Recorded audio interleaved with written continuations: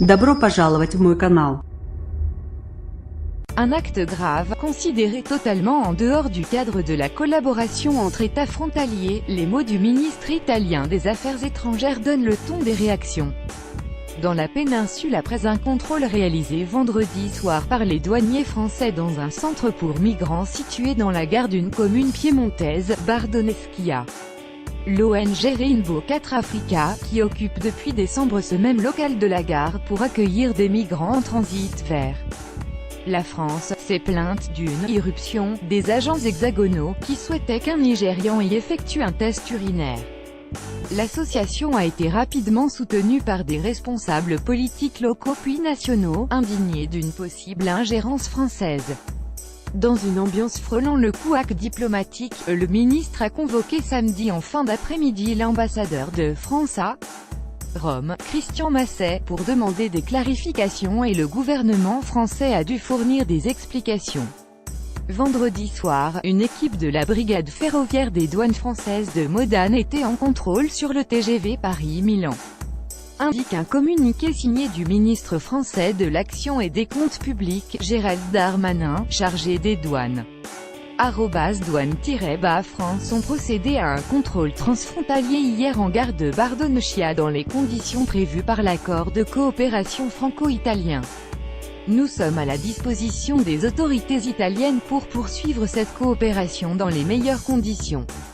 pic.twitter.com/mecou28ouz, Gérald Darmanin, @gdamanin, 31 mars 2018. Ces agents en uniforme et identifiés comme douaniers français ont suspecté un voyageur, de nationalité nigériane et réside italien, de transport incorporé de stupéfiants.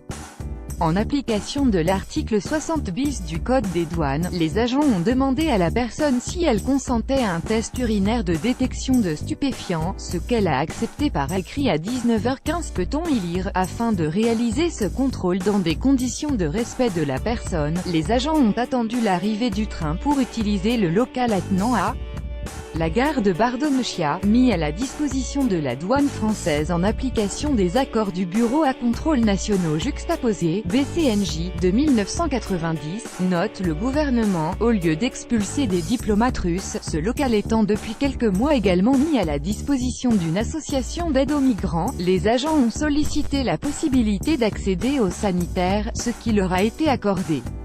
Le contrôle s'est finalement révélé négatif, précise encore le texte, au lieu d'expulser des diplomates russes, il faut ici éloigner les diplomates français, avait réagi avant ces explications le président de la Ligue Matteo Salvini, extrême droite, arrivé en tête des dernières législatives. Avec nous au gouvernement, l'Italie relèvera la tête en Europe, nous n'avons pas de leçons à recevoir de Macron et Merkel, et nous contrôlerons nos frontières. La gauche aussi. Luigi Di Maio, chef du mouvement 5 étoiles M5S anti-système, arrivé en tête du scrutin, s'est démarqué en attendant les explications françaises et en tweetant sobrement que l'Italie avait bien fait de convoquer l'ambassadeur français pour clarifier complètement les faits.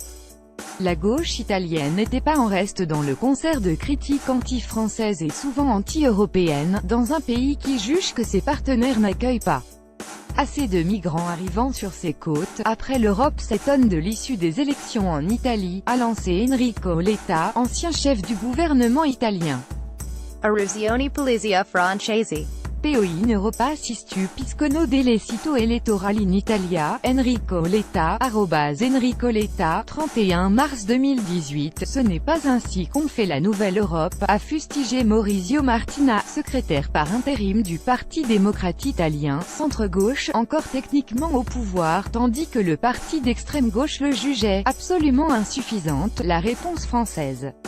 Le station de ski de Bardoneschia voit arriver un flux régulier de migrants, même si les trains pour la France sont fortement contrôlés. Certains passent par la route d'un col, longue de 16 km, qui sépare Bardoneschia de Nevache, le premier village français. Avec AFP.